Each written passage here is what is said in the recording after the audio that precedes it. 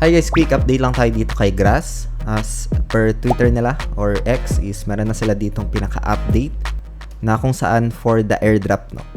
So please make sure you have link your preferred wallet. Ginawan ko to ng ideas mamaya sa end part ng video. I-share ko na lang yung video na yan kung paano dito mag-link ng preferred wallet mo. So you have time pa para gawin yon. And dito nga guys, as per checking, sa Whales Market, still decent pa rin yung pinaka-volume niya dito.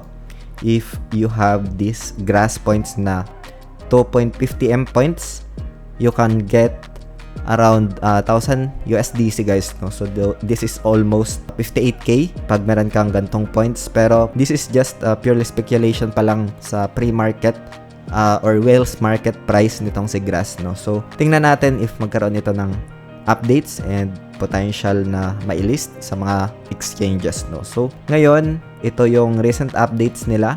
Tapos na nga yung Epoch 7, ended na rin.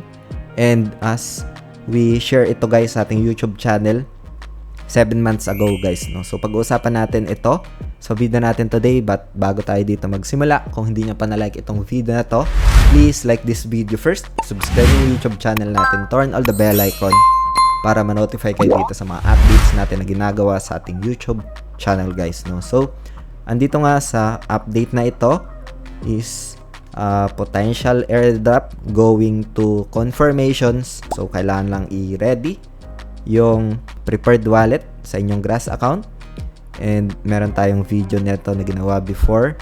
Isa din dito guys sa magandang na-observe ko, no? Kasi I've been observing this Grass pre-market points, no, dito sa Whales Market is that yung decent ng kanyang volume na nandito, no, tapos yung pag-maintain sa total notional volume traded for this point, no, which is 2.8 M yung nandito.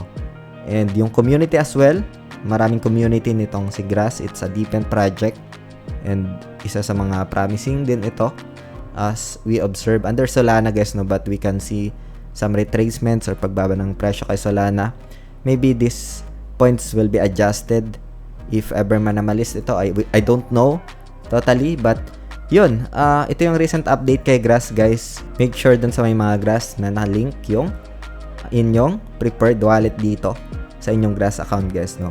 After ito guys, dapat before August 23rd pa guys, no. Kasi after August 23rd, you won't be able to change your link wallet until after the airdrop guys, no. So as mentioned dito, so pwede nyo naman gawin yan guys. Madali lang naman, meron tayong video na ginawa nyan before and pwede nyong panoorin na yun. Lalagay ko na lang guys dito sa pinaka-screen.